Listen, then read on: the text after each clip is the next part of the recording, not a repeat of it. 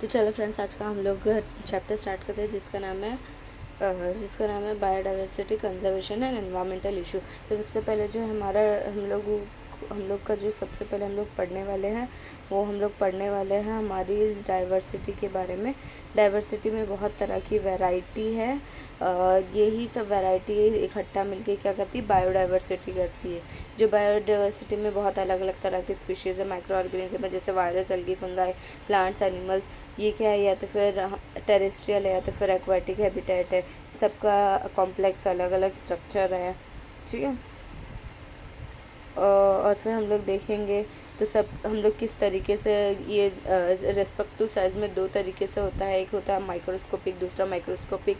या और हम लोग उसको क्या किस बेस पे डिफ्रेंशिएट करते हैं, shape, colour, reproduction, mortality, duration of life span.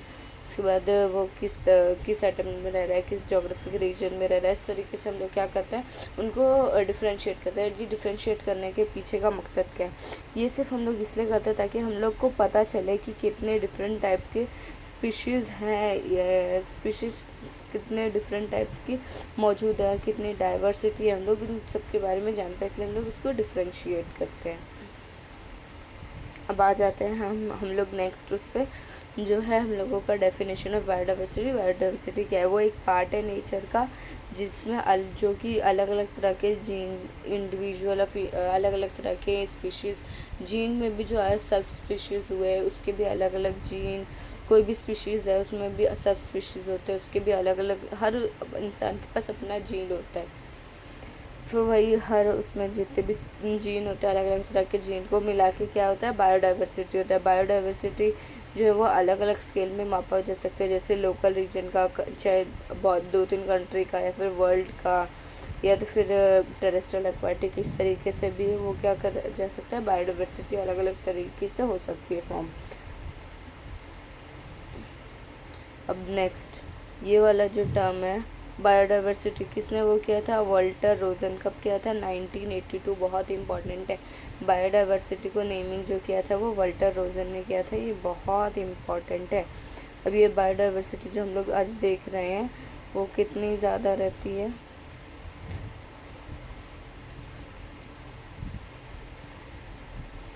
जो हम लोग देख रहे हैं वो कितनी है, 3.5 बिलियन से भी ज़्यादा है, ठीक है। वो बेसिकली ये कैसे हो जाता है डाइवर्सिटी, क्योंकि इवोल्यूशन होते जाता है, इसलिए क्या होता है, इवोल्यूशन होते जाता है, इसलिए हमें चेंजेस आते जाते हैं। हमारा नेक्स्ट टॉपिक है लेवल ऑफ बायोडाइवर्सिटी। अब ये क्या, इसके अलग अलग टाइप के लेवल है, जैसे कि मॉलिक्यूलर लेवल है टू इकोसिस्टम लेवल, इसके अलग अलग टाइप के लेवल है। बाकी ये सब देख लेना आप लोग थोड़ा। अब हम लोग आते हैं, हमारा सबसे पहला टॉपिक जो है जेनेटिक डाइवर्सिटी। ये क्या है, एक इंटर स्पेसिफिक डाइवर्सिटी है। ये है एक इंटर स्पेसिफिक डाइवर्सिटी।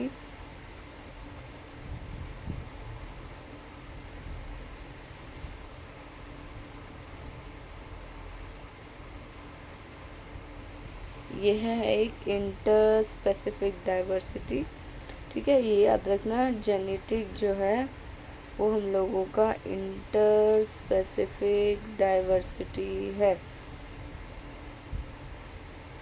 ठीक है।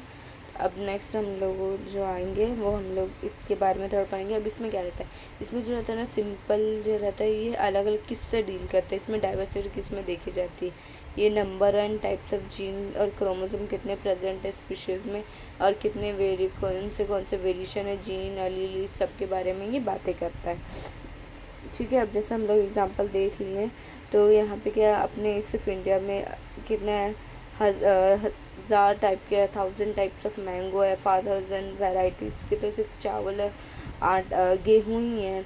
और फिर ये यहाँ पे बहुत ही इम्पोर्टेंट है एग्जांपल, ठीक है।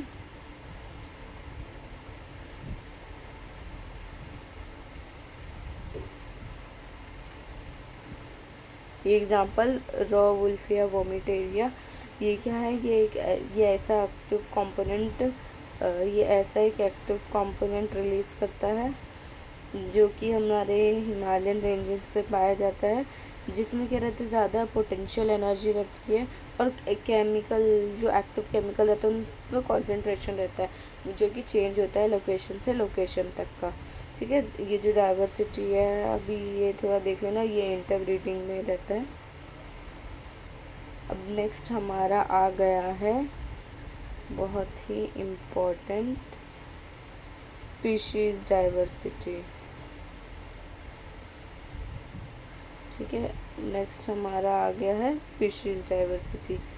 और अब हम लोग इसमें देख लें तो ये क्या होता है हमारा, ये अब वो ऊपर वाला जो है वो इंट्रा स्पेसिफिक था, ये इंटर स्पेसिफिक है। वो क्या है, वो दो ब्रीड के बीच में करने वाला है। ओ सॉरी, वो क्या है, ये जो इंट्रा होता है ना, इंट्रा मतलब होता है कि दो लोगों के, दो अलग अलग लोगों के, जैसे ये इस घर का बंदा है और ये इस घर का बंदा है, इन दोनों में अगर फाइट हुआ तो वो हम लोगों का हो जाएगा इंटर। पर अगर वही ये दोनों के बीच में, दोनों सेम घर में रहते हैं और इन दोनों के बीच में फाइट हुआ तो ये हम लोगों का हो जाएगा इंट्रा। ठीक है, होप सो इतना समझ गया होगा इंट्रा और इंटर में फ़र्क। वहाँ पे जो था हम लोगों को किस चीज़ के बारे में पढ़ाया जा रहा था, क्रोमोसोम नंबर के इसमें। अब यहाँ पे हम लोगों को किस चीज़ के बारे में पढ़ाया जाए, इस चीज़ के बारे में हम लोग पढ़ेंगे, ये याद रखना, ये इंटर स्पेसिफिक डाइवर्सिटी दिखाता है। अब हम लोग इसमें पढ़ेंगे कि ये कैसे डाइवर्सिटी में आता है। तो ये क्या करता है कि जितने भी नंबर ऑफ़ प्लांट की स्पीशीज़ है, एनिमल की है, जो कोई रीजन में है प्रेजेंट है, तो वो अपनी स्पीशीज़ की डाइवर्सिटी दिखाता है कि कोई कोई अलग से, कोई जैसा अभी एग्जांपल अपने ये जो वेस्टर्न घाट है, तो वेस्टर्न घाट में ज़्यादा देखने को मिलता है हम लोग को diversity as compared to Eastern Ghat. वहीं अगर हम लोग कंट्री की बात करें तो अपने इंडिया में ज़्यादा डाइवर्सिटी देखने मिलेगा एज़ कम्पेयर टू नॉर्वे। ठीक है, ये दोनों एग्जांपल याद रख लेना।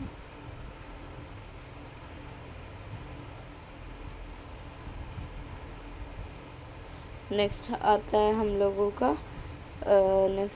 का आता है इकोलॉजिकल डाइवर्सिटी। ये जो हम लोगों का इकोलॉजिकल डाइवर्सिटी, ये क्या अलग अलग तरह के इकोसिस्टम और हैबिटेट से रिलेटेड है, जोग्राफिकल एरिया से रिलेटेड है। ये इंटरलिंक्ड स्पीशीज़ के बीच में फ़र्क करता है, ये उनके क्या क्या हैबिटेट में डिफरेंसेस के बारे में हम लोगों को इन्फॉर्मेशन देता है।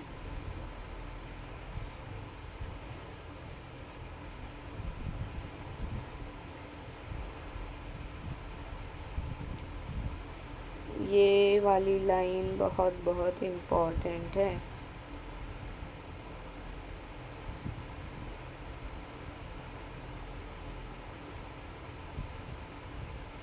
ठीक है, the diversity of life of all three level is now rapidly being modified by modern man.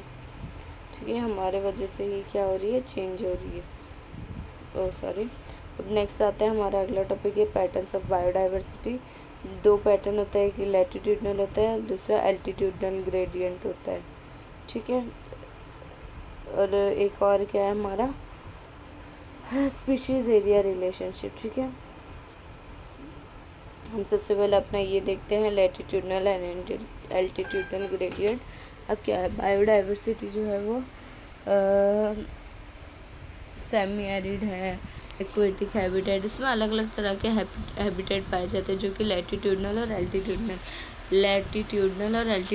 भी है। मतलब कि छोटे से छोटा प्लांट भी हम लोग को देखने मिलेगा और बड़ा से बड़ा प्लांट भी देखने को मिलेगा, छोटे से छोटा ऑर्गेनिज्म भी देखने मिलेगा और बड़ा से बड़ा ऑर्गेनिज्म भी देखने मिलेगा। और वहीं अगर हम लोग दूसरे उसकी बात करें, हम लोग एल्टीट्यूडनल की बात करें तो एल्टीट्यूडनल के हिसाब से क्या होगा, जैसे कि हम लोग को कोई मिलेगा ऐसी फ़िश जो एकदम डीप समुंदर में रहती हो, फिर हम लोग को मिलेगा जो थोड़ा बीच वाले समुंदर में रहती हो, फिर ऐसी कोई फ़िश जो थोड़ा ऊपर ऊपर रहती हो, फिर ऐसा हो सकता है जो दोनों एम्फीबियन, उसके बाद जो आता है वो हम लोग का एम्फीबियन है, उसके बाद एम्फीबियन के बाद ऐसा हो जाएगा जो टेरेस्ट्रियल एनिमल हो। ठीक है, तो इसको हम लोग बोल देंगे कि ये भी क्या हम लोगों का ग्रेडियंट में आ जाएगा।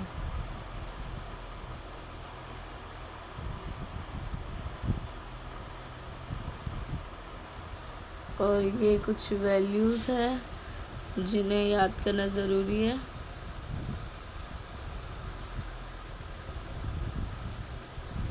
ठीक है, मैक्सिमम ट्रॉपिकल, ये अमेज़ॉन रेन फॉरेस्ट का तो 40,000 प्लांट्स की सिर्फ वहाँ पे क्या है स्पीशीज़ है, बहुत अलग अलग तरह की स्पीशीज़ है प्लांट्स की, और 1300 बर्ड्स की, 427 जो है वो मैमल्स की है। ठीक है, नेक्स्ट हम लोग जाते हैं, नेक्स्ट हम लोगों का टॉपिक आ जाता है स्पीशीज़ एरिया रिलेशनशिप। ये तो फिश बन गई यहाँ। स्पीशीज़ एरिया रिलेशनशिप, तो साइंटिस्ट जो है वो साइंटिस्ट लोग ने बहुत कोशिश की कि हम क्या रिलेशन निकाल सकते हैं स्पीशीज़ के बारे में, क्या वो कैसे, मतलब ये रिलेशन निकाल के लोग ये बता पाएंगे कि कौन किससे लिंक्ड है, कौन सा जो एनिमल है वो किससे, उसका एंसेस्टर कौन था। ठीक है, उसका एंसेस्टर कौन था, वो किससे इवॉल्व हुआ, ये सब जानने के लिए साइंटिस्ट लोग ऐसे करते हैं। अब यहाँ पे क्या लिखा है, कंसिडर दैट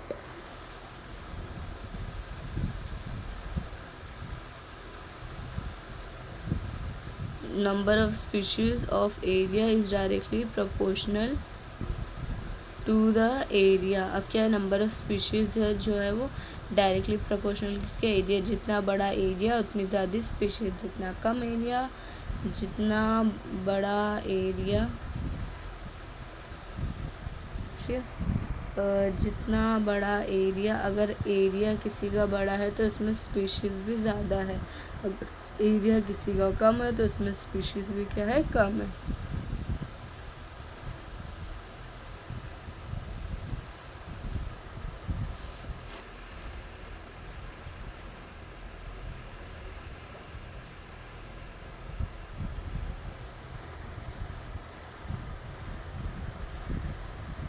यहाँ पे ग्राफ देख सकते हैं आप लोग, ये सीधा सीधा जा रहा है, ये लॉग एस का ग्राफ है, ये ग्राफ है एक, ये एरिया, मतलब ये बता रहा है कि डायरेक्टली प्रोपोर्शनल है। और ये ऐसा ग्राफ है, ये क्या हम लोगों का लैग फेज़ है, ये वाला जो है हम लोगों का लॉग फेज़ है, और ये जो स्ट्रेट जा रही है हम लोग का स्टेशनरी फेज़ है। ये सब अब नेक्स्ट लेक्चर में सब देखेंगे हम लोग। तो ये रहा ग्राफ। अब वेरी वेरी वेरी इम्पोर्टेंट ये फॉर्मूला,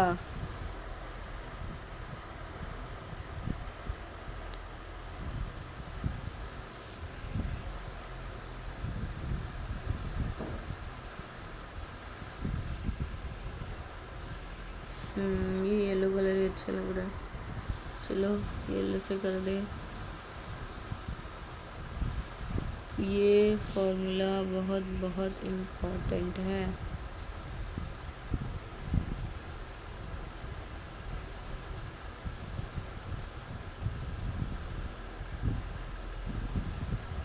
इसके बहुत इक्वेशन था, इक्वेशन कौन सी, log S is equal to log C plus Z into log ए।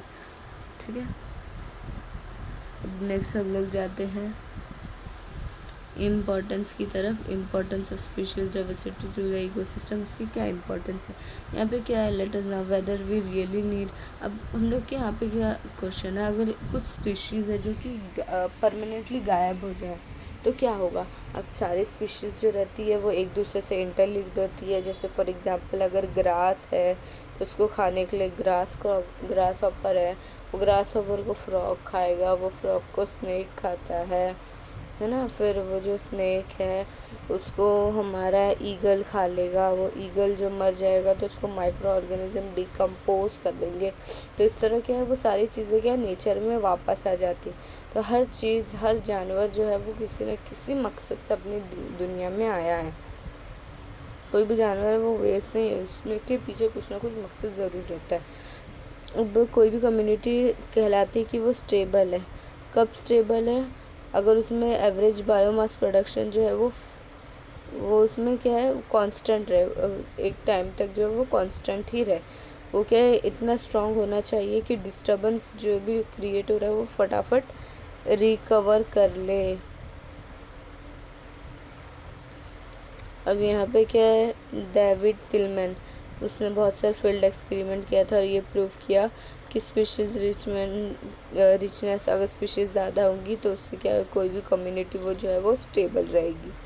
अब इस चीज़ को हम लोग क्या बोलते हैं, प्रोडक्टिविटी स्टेबिलिटी हाइपोथेसिस। अब यहाँ पे एक और है, पाउल एहलरिच करके जो कि हमारे एक इकोलॉजिस्ट है, वो स्टैनफोर्ड यूनिवर्सिटी के पढ़े हुए हैं। उन्होंने एक एर्नेटोलॉजी दिया। वो क्यों दिया, ताकि हम लोग को समझा सके सिग्निफिकेंस ऑफ डाइवर्सिटी। उसको हम लोग क्या बोलते हैं, राइवेट पॉपर हाइपोथेसिस। ठीक है, हाइपोथेसिस मतलब इन लोग को भी सच बात नहीं बता रहती, इन लोग बस अपने मन से बोलते हैं, बट एक्सपेरिमेंट करके इन लोग के पास प्रूफ रहता है। लोग थोड़ा अपने मन से सोच के बोलते कि हाँ ऐसा नहीं ऐसा होगा। सॉरी।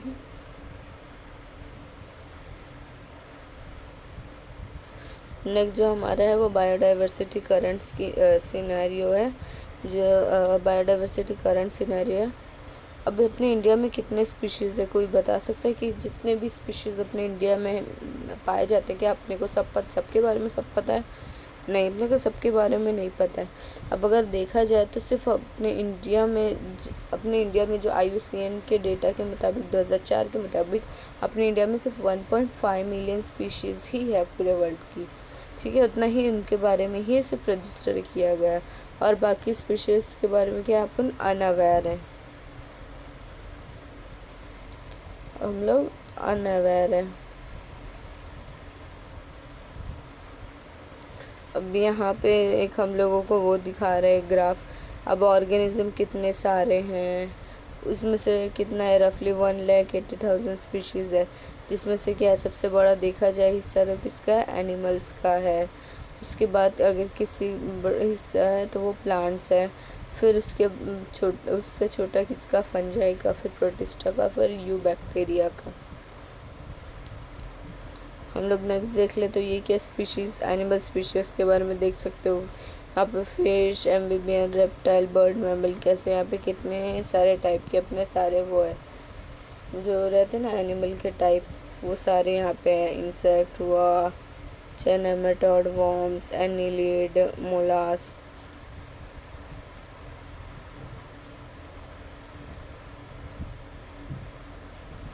अब this is an important line, India boost the share of this is an important line that India boosts a share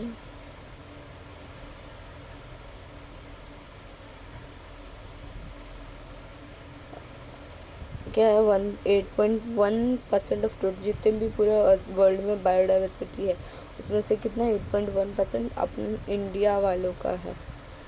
अपन क्या है, इंडिया वालों का है।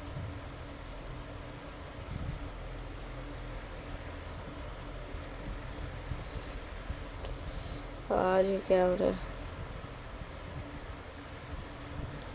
सो नेक्स्ट टॉपिक है हमारा लॉस ऑफ बायोडाइवर्सिटी। अब ये बायोडाइवर्सिटी की लॉस से जो है हम लोग को ओवरऑल इम्बैलेंस हो जा रहा है इकोसिस्टम। भी कुछ भी इधर से उधर हुआ, एक जो मक्खी होती है ना वो भी अगर घूम गई तो अपना क्या होगा, नेचर जो है वो इम्बैलेंस हो जाएगा। जिसको बैलेंस करने के लिए तुरंत नेचर को कुछ एक्शन उठाना पड़ेगा, वरना फिर हम सब की जान जो है खतरे में, फिर हम लोग सब की जान खतरे में। तो अभी हम लोग इसमें देखेंगे। अब अपने बायोडाइवर्सिटी में 3 टाइप के एक्सटिंक्शन होते हैं।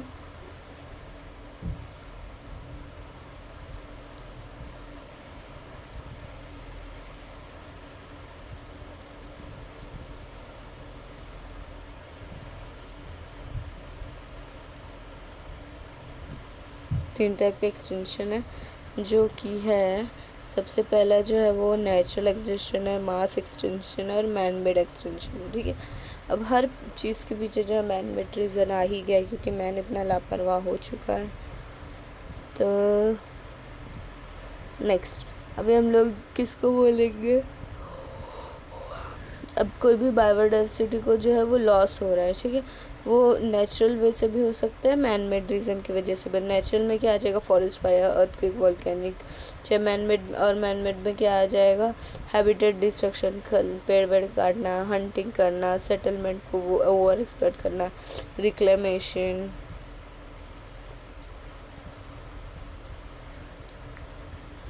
अब नेक्स्ट टॉपिक आता है कॉज ऑफ बायोडाइवर्सिटी लॉस। अब ये डाइवर्सिटी लॉस क्यों होता है, यहाँ पे लिखा हुआ है इविल क्वार्टर, ये इम्पोर्टेंट पॉइंट एग्जाम में आ सकता है। There are 4 major type causes of known of evil quartet. Habitat loss, सबसे पहला क्या है हम लोगों का, हैबिटेट लॉस है, फ्रेगमेंटेशन।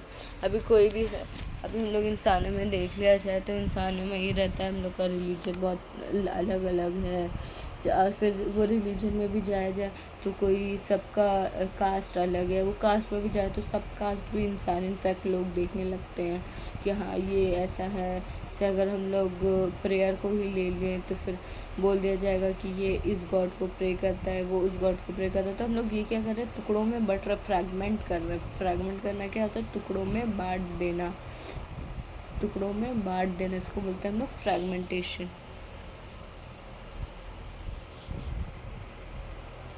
नेक्स्ट जो है it is the prime case, ये सबसे बड़ा कारण है, क्योंकि फिर झगड़ा होगा, और झगड़ा होगा तो बायोलॉजिकल नुकसान एकदम हो जाता है, लाजमी नहीं मतलब हो जाता है उसका।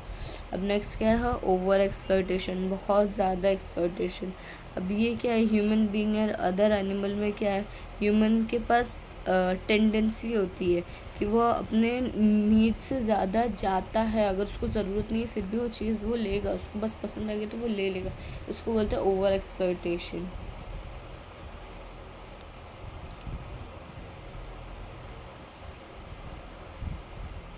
नेक्स्ट आएगा एलियन स्पीशीज़ इन्वेशन। अब इन एलियन स्पीशीज़ में ये एलियन का मतलब ये नहीं हो जाता है कि एलियन का आ जाना। अब ये एलियन स्पीशीज़ इन्वेशन मतलब कि अब जैसे कोई एक घर है, ठीक है, ये एक घर है, यहाँ पे आराम से, यहाँ पे अपना आराम से एक बंदा बंदी और उसके मम्मी पापा रहते थे, ठीक है। तो फिर क्या होता है, अभी एक दिन क्या होता है, इसके कोई घर में आता है मेहमान, मेहमान रहने के लिए आ जाते हैं। तो वो ये मेहमान जो उन लोग के घर में आएगा, उन लोग को पैसा ऐसा नहीं दे रहा है, खाना वाना मस्त में लड्डू वड्डू खाएगा, काजू बादाम खाएगा। तो ये क्या कर रहा है, उन लोग के घर में आ रहा है ना, अब इन लोग चाहते कि वो चले जाए पर बेचारे को मना नहीं कर पा रहे, तो वो क्या कर रहे हैं, इन्वाइट कर रहे हैं, ठीक है।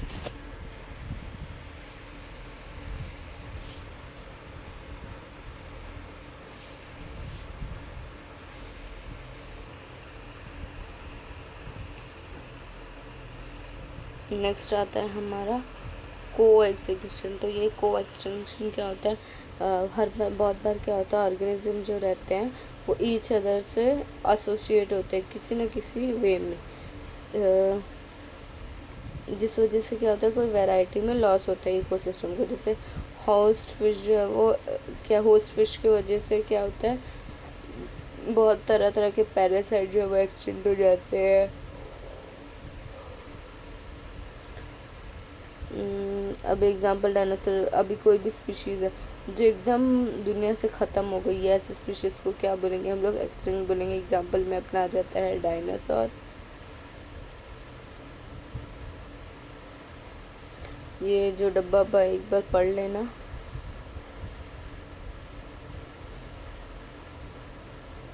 ये जो पूरा है इसको भी एक बार पढ़ लेना, कुछ नहीं समझा तो नीचे कमेंट कर देना, मैं बताऊंगी आपको। एक बार रिवाइज कर लेना, एक बार गो थ्रू कर लेना, इसमें से भी क्वेश्चन आ सकता है।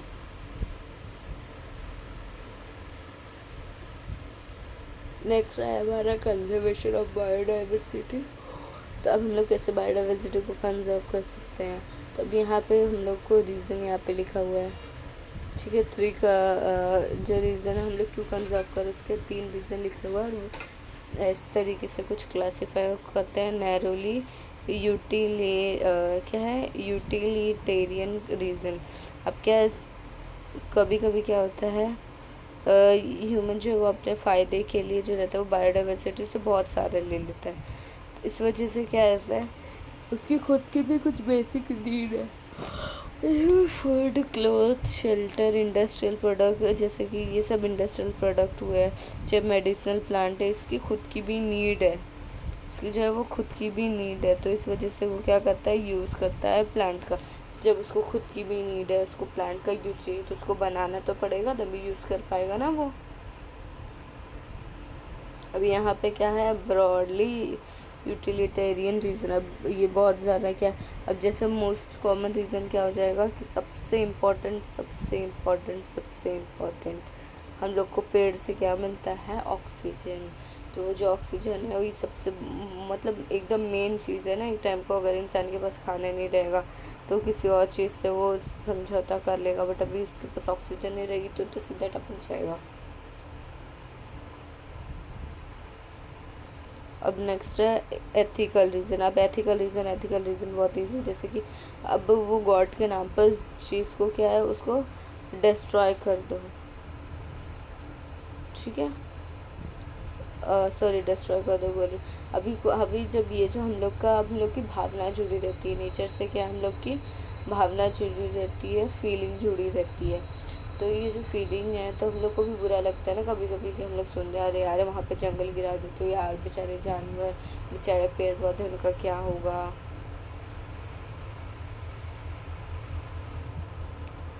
सो नेक्स्ट हम अपने टॉपिक पे बढ़ते हैं कि हम कंजर्व कैसे करें बायोडाइवर्सिटी को। सबसे पहले हमारा आता है in situ conservation. In situ conservation में क्या होता है, हम लोग कोई भी ऑर्गेनिज्म की जो है प्रोटेक्शन देते हैं, उसकी नेचुरल अगर हैबिटेट प्रोटेक्टेड है, जैसे कि क्या announcing Kanha forest as a tiger reserve. ये क्या है, इसको अब उसकी जगह में, उसकी खुद की जगह में रह के उसको कहीं से हटाया नहीं जाता, उसको उसी जंगल में रह के वो जहाँ पे जो उसकी हैबिटेट है वहीं पे उसको रख के जो है प्रोटेक्ट किया जाता है। जैसे कि एग्जांपल यहाँ पे दिया हुआ है कान्हा फॉरेस्ट का, जो कि क्या है, सिर्फ टाइगरों के लिए रिजर्व किया गया अपने इंडिया में, ठीक है। इसको और इन सीटू को क्या बोला जाता है, कंजर्वेशन एट होम भी बोला जाता है। और फिर अब इसके लिए क्या है, 34 बायोडाइवर्सिटी हॉटस्पॉट भी बनाए गए हैं जहाँ पे उन्हें कंजर्व करके रखा गया है। अब जो इंडिया है उसमें वर्ल्ड बायोडाइवर्सिटी के 3 हॉटस्पॉट है, जिसमें से क्या आता है, वेस्टर्न घाट्स आता है, इंडो बर्मा आता है और ईस्टर्न हिमालय आता है। ये याद रखना बहुत ज़रूरी है। इंडिया में कितने बायोस्फीयर है, 14 बायोस्फीयर्स है, 90 नेशनल पार्क है, 448 वाइल्ड लाइफ सेंचुरीज़ है। सिर्फ महाराष्ट्र में 448 वाइल्ड लाइफ है और 5 नेशनल पार्क है और 11 सेंचुरीज़ है, ठीक है। अब ये तुम लोगों ने 10th में भी पढ़ा होगा, सेक्रेड ग्रुप्स। सेक्रेड ग्रुप्स क्या है कि ईश्वर के नाम पे लोग क्या करते हैं कि रख देते हैं, गॉड के नाम पे लोग ने उस जगह को वो कर देते हैं कि नहीं इसमें गॉड है, चाहे ऐसा कुछ कि हाँ उसमें गॉड के नाम पे नहीं, ये जंगल उनका है करके उस जंगल को कंजर्व करके रख देते हैं। तो ये अपने इंडियन के लिए एक तरीके से सही है भाई, लोग श्रद्धा रखते हैं उस पेड़ के प्रति। तो वो जो लोग की श्रद्धा है, तो लोग श्रद्धा रखते हैं, मैं नहीं बोल रही कुछ गलत है चाहे कुछ भी, बट एक तरीके से क्या है, पेड़ जो है बच जा रहे हैं, उन्हें काटा नहीं जा रहा है कि नहीं भाई इनसे कुछ करेंगे तो ऐसा नहीं हो सकता। तो या इस वजह से क्या हो रही है, अच्छी बात है, इस वजह से क्या हो जा रहा है, पेड़ हमारे बच जा रहे हैं। सो नेक्स्ट हमारा टॉपिक आ जाता है एक्सीटू कंजर्वेशन। अब जो एक्सीटू है इसमें क्या रहता है, इसमें हमेशा अभी कभी कभी कोई स्पीशीज़ होती है जो बहुत ही एकदम ख़त्म होने के कगार पे पड़ी रहती है कि बस ये अभी कुछ टाइम में एक्सटिंक्ट होने जाएगी। तो फिर ऐसे लोगों को क्या कराता है, अपने उसमें लोग रख लेते हैं और इसको रिप्रोडक्शन कराते हैं और इसी को हम लोग एक्सीटू बोलते हैं। जैसे कि सपोज़ के लिए कोई एक एनिमल है, ठीक है, सपोज़ के लिए हम लोग मान लेते हैं कि कोई एक डक है, ठीक है, ये डक जैसा नहीं दिख रहा बट मान लो डक है, और ये अब ये अपने इंडिया में सिर्फ 4 डक बचे हैं, ठीक है। तो ये 4 डक के लिए अब जब पता चलेगा साइंटिस्ट को सिर्फ 4 डक बचे, तो उन लोग इन सबको एक जगह पे कैप्चर करके रख लेंगे और फिर उस कैप्चर के बाद क्या करेंगे, लोग इनका आपस में इंटरब्रीडिंग कराएंगे और इंटरब्रीडिंग से उन लोग के जो भी जनरेशन होगी उस जनरेशन से उन लोग अपने आगे का मतलब एक्सटेंट होने से उन लोगों को बचा लेंगे।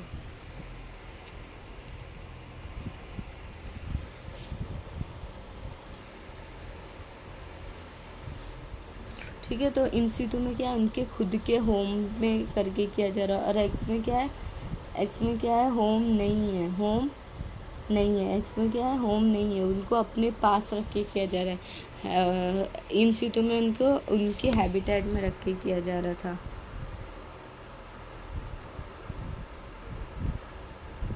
अभी इसलिए हम लोग को यहाँ तक पे सीख मिल चुकी है कि हम लोग को क्या क्या करना चाहिए, बायोडाइवर्सिटी को कंजर्व करना चाहिए।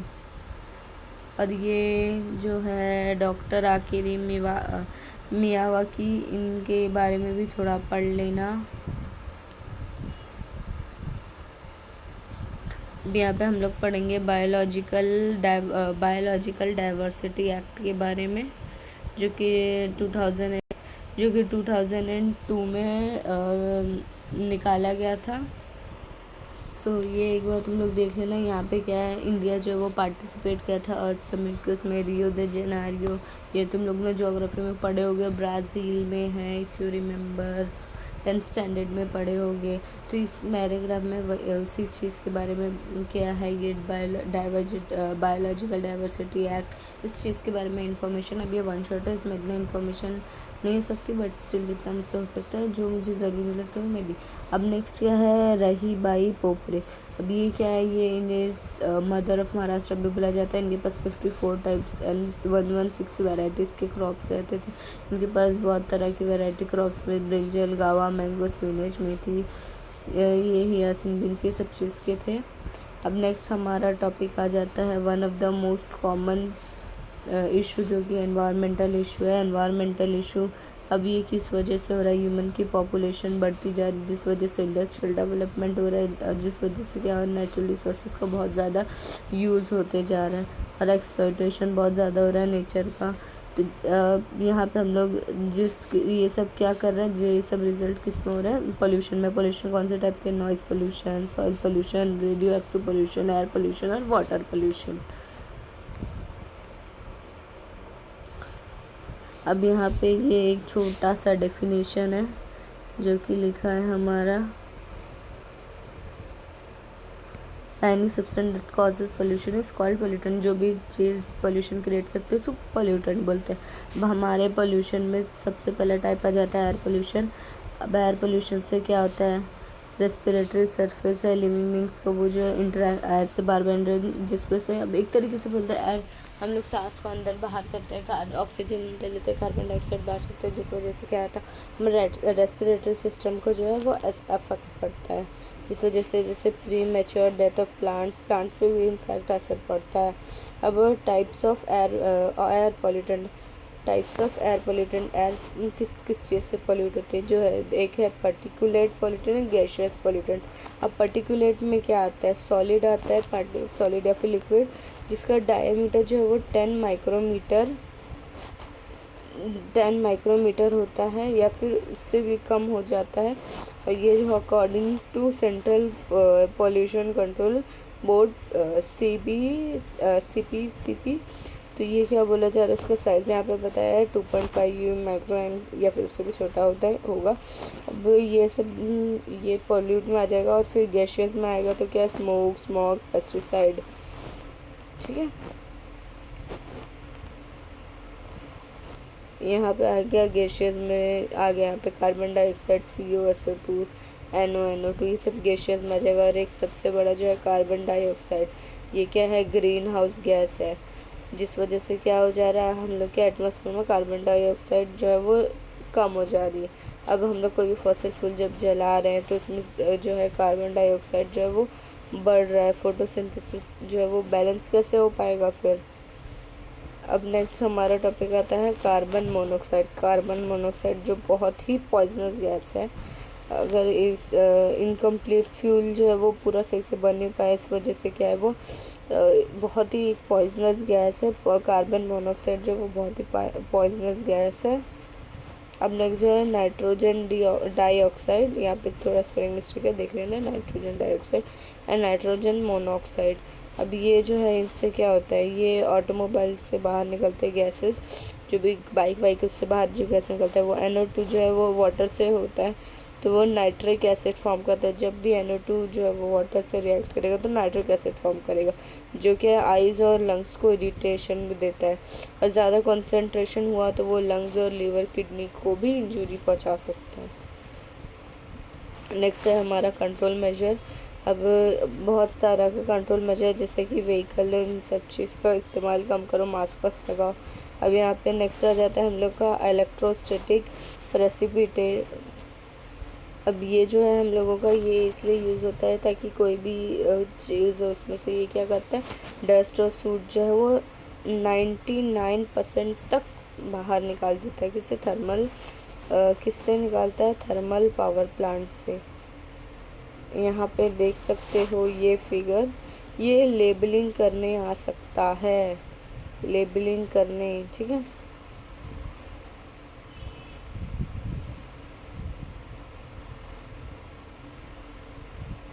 सो नेक्स्ट ये वाला एक बार देख लेना, ऐसे इतना कुछ ज़रूरी नहीं, एक बार देख लेना, गो थ्रू कर लेना। यहाँ पे तुम सब देख सकते हो एग्जॉस्ट गैस स्क्रबर है, जो कि क्या है, एयर को क्लीन करता है डस्ट से भी, गैस से भी। अगर हम लोग इसको वेट मटेरियल, पैकिंग मटेरियल करके जाएंगे तो सब अपनी तरफ खींच लेगा। अब यहाँ पे देख सकते हो क्या है, Bharat stage emission standard in cities. एक बार चार्ट देख लेना, भारत स्टेज क्या है, मेट्रो का क्या है। अगेन ये ब्लू वाला बॉक्स में से भी क्वेश्चन आ जाता है, इसको इग्नोर नहीं करने का। अब नेक्स्ट हमारा आता है नॉइज़ पोल्यूशन। नॉइज़ पोल्यूशन मतलब, अब इसके लिए क्या है, प्रिवेंशन एक्ट 1981 है और अमेंडमेंट जो है वो 1987 के। अब जैसे सुने होगा कि 10 बजे के बाद कोई भी म्यूज़िक, शादी हो कुछ भी हो, 10 बजे के बाद म्यूज़िक नहीं चला सकते हैं। तो ये सब क्या म्यूज़िकल एक्ट है। बहुत सारे बूढ़े लोग हैं जिनको कान में प्रॉब्लम होती है, अगर या तो फिर कोई बच्चा भी अगर ज़्यादा हो जाएगा तो उसके कान के पर्दे भी फट सकते हैं, इस वजह से ये एक्ट बनाया गया है।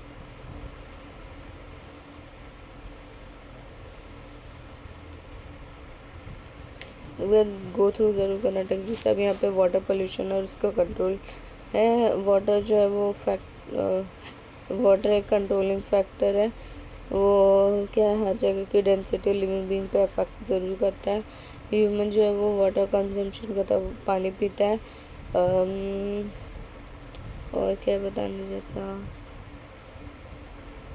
अब यहाँ पे वाटर पोल्यूशन नहीं करना है। प्रिवेंशन कंट्रोल ऑफ पोल्यूशन के लिए वाटर के लिए भी एक्ट बनाया गया, जो है एक्ट 1974, जो ये वाटर रिसोर्सेज को सेफ रखने के लिए है। नेक्स्ट टॉपिक आता है domestic sewage in industrial influence. अब जो छोटा सा भी अगर क्वांटिटी है 0.1% वाटर में, तो वो क्या करेगी, ह्यूमन कंजप्शन के लिए अनफिट है। 0.1% भी उसमें कुछ कचरा मतलब है, उसमें खान कचरा, जो कि ह्यूमन बॉडी के लिए बिल्कुल भी ठीक नहीं है। अब ये जो डोमेस्टिक सीवेज है ये बहुत ही ज़्यादा कॉमन है वाटर पोल्यूशन के लिए। ये जो है वो बायोडिग्रेडेबल ऑर्गेनिक मैटर है, जो कि हम लोग पढ़ेंगे चैप्टर में, उसमें बताऊंगी मैं कि किस तरीके से लोग सीवेज को ट्रीट करते हैं। अब यहाँ पे एक बहुत ही इम्पोर्टेंट वर्ड है, जो कि है हम लोगों का बायोकेमिकल ऑक्सीजन डिमांड, BOD, ठीक है। अब कोई भी है, ये क्या होता है, ऑक्सीजन डिमांड मतलब कि कितना ज़्यादा, अब कोई भी पानी है उसमें कितना ज़्यादा ऑक्सीजन की, अरे यार ये क्या हो गया, उसमें कितना ज़्यादा ऑक्सीजन की ज़रूरत है। अगर ऑक्सीजन की ज़रूरत ज़्यादा है मतलब क्या, उसका BOD ज़्यादा है। उसमें अगर गंदगी ज़्यादा, ऑर्गेनिक मैटर ज़्यादा है, तो मतलब उसमें BOD ज़्यादा है। अगर BOD कम है मतलब कि रिक्वायरमेंट कम हो जाएगी ना, उतनी ज़्यादा डिमांड आ जाएगी। अभी अगर कहीं पे खाना नहीं रहेगा तो वहाँ पे देखोगे ना, तो वहाँ पे खाने की उतनी डिमांड आ जाती है।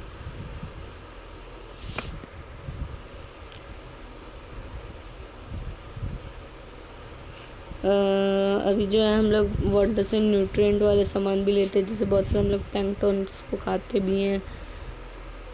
ये जो एल्गम ब्लूम है वो वाटर बॉडी को कलर्स भी करता है। अभी ये जो प्लैंक्टन्स है ये जो है ये पानी में भी मिले रहते हैं ना, जिस तरह कचरा मिला रहता है ऐसे ही ऑर्गेनिज्म भी मिले रहते हैं।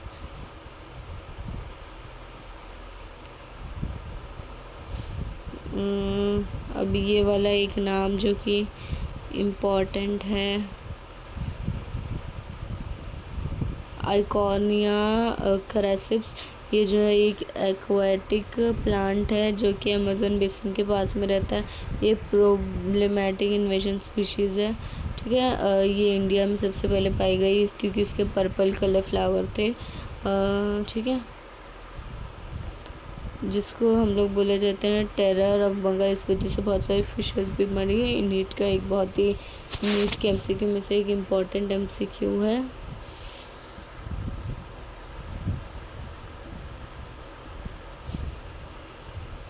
सो नेक्स्ट हमारा जो आता है वो हम लोगों का है नेचुरल ऑट्रोफिकेशन।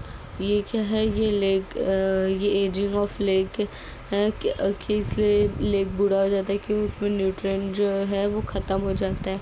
अब वो लेक कितना बड़ा, उसमें क्लाइमेटिक कंडीशन क्या है, बहुत सारे फैक्टर क्या है, वो जो है लेक को ख़त्म कर देती है। जो कि ये ह्यूमन एक्टिविटीज़ की वजह से भी होता है, एग्रीकल्चर, लैंड, इंडस्ट्री, होम्स, ये सब वजह से भी होता है।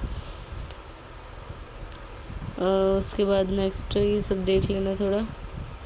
मैग्निफिकेशन, यहाँ पे क्या लिखा है, all along the food chain. यहाँ पे क्या लिखा है, the phenomena through which certain pollutant get accumulate in tissue in increasing concentration along the food chain successive trophic level is called biological magnification. यहाँ पे लिखा है ऐसा कोई फेनोमेना जिसमें कोई पोल्यूटेंट जो है वो एक्यूमुलेट हो जा रहा है टिश्यू तक, किस लिए, ताकि वो कंसंट्रेशन को बढ़ा सके फूड चेन के उसमें, इसको बोलते हैं बायोलॉजिकल मैग्निफिकेशन। वे यहाँ पे देख सकते हैं, यहाँ पे पानी है, उसमें क्या है, सिर्फ इतना ही वो था, देख सकते हैं यहाँ पे ppm लिखा है। फिर यहाँ पे एनर्जी के लिए क्या हो गया, ये 0.04 pp हो गया। स्मॉल फिश उससे भी बड़ी, लार्ज फिश उससे भी बड़ी, ईगल जो है वो उससे भी बड़ा। तो सबको न्यूट्रिएंट लेवल अलग अलग हो जा रहा है। फिर उसके बाद नेक्स्ट आता है हम लोगों का थर्मल पॉल्यूशन, जो कि थर्मोकोल नहीं जलाना चाहिए, इस वजह से आता है।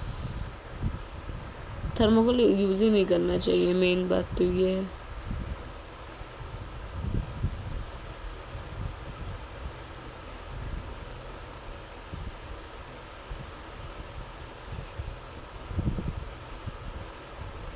नेक्स्ट जो हमारा आता है वो है ग्रीन हाउस इफेक्ट। जो नेक्स्ट हम लोगों का आता है वो है green house gas. Green house gas की वजह से क्या है, हम लोग के ओजोन लेयर जो है, यहाँ पे देख ही सकते हो ग्रीन हाउस इफेक्ट की वजह से क्या हो रहा है, सोलर रेडिएशन डायरेक्ट आ जा रही है। यहाँ पे बहुत ज़्यादा हीट जो है वो अपने अर्थ से निकल के बाहर जा रही है, और बाहर की बहुत ज़्यादा हीट जो है ओजोन पर में छेद हो चुका है, ओजोन लेयर में होल हो चुका है, ये सबको पता ही है। तो यही सब है इसमें। अब ग्लोबल वार्मिंग कोई ऐसा बच्चा वाला टॉपिक है नहीं जिसके बारे में किसी को पता है नहीं। तो ये क्या, इंक्रीज इन एटमॉस्फेरिक कंसंट्रेशन, जैसे जैसे ग्रीन हाउस में कंसंट्रेशन बढ़ेगा, ये क्या होता है, अर्थ को और हीट करता है, जिस वजह से क्या होता है, ग्लोबल वार्मिंग होती है।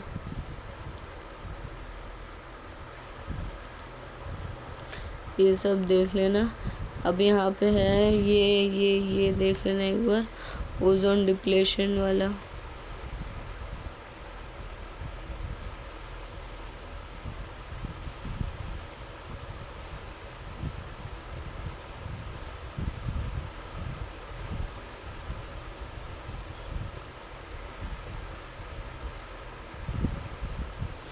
यहाँ पे है, ये जो है वो वेवलेंथ है, ये क्या हो जाता है, हाँ ये में बनने की सॉरी बगैर।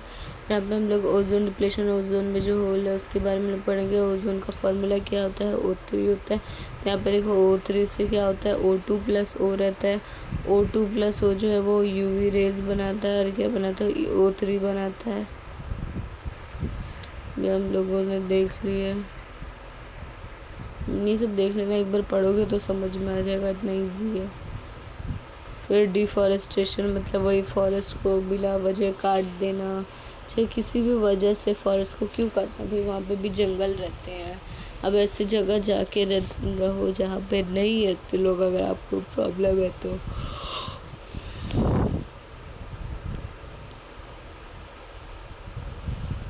नेक्स्ट आता है कि study of peoples participate in conservation. अभी यहाँ पे कुछ लोगों के बारे में बताया जो क्या क्या स्टडी किया अपने कंजर्वेशन ऑफ फॉरेस्ट, या फिर इस प्रोजेक्ट में क्या क्या वो किए हैं, क्या क्या लोगों ने चूज़ किए हैं। वो एक अमृता देवी है, उसने क्या की थी, बिश्नोई वुमेन, वो चिपकू मूवमेंट वाला याद है, चिपकू मूवमेंट, पेड़ को पकड़ लेते जैसे पेड़ को काटने जा रहे थे।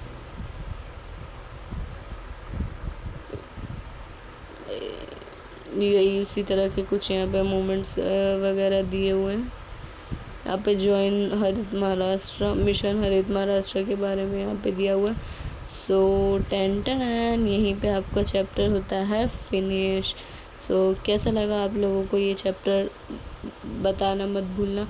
और इसी के साथ साथ मैं अभी आप लोगों को कुछ इसके जो है फ्लो चार्ट के टाइप में कुछ डेफिनेशन है वो भी करा दूँगी इसके बाद वाली वीडियो में, ठीक है। तब तक के लिए बाय बाय। और वीडियो अच्छी लगी हो तो लाइक सब्सक्राइब ज़रूर कर देना, और साथ ही साथ अभी नोट्स बनाते मत बैठना क्योंकि बिल्कुल भी टाइम नहीं बचा है आप लोगों के पास। और बेस्ट ऑफ लक। अभी 1 महीना भी नहीं बचा आपके एग्ज़ाम के लिए, तो जल्दी से जल्दी कवर करो।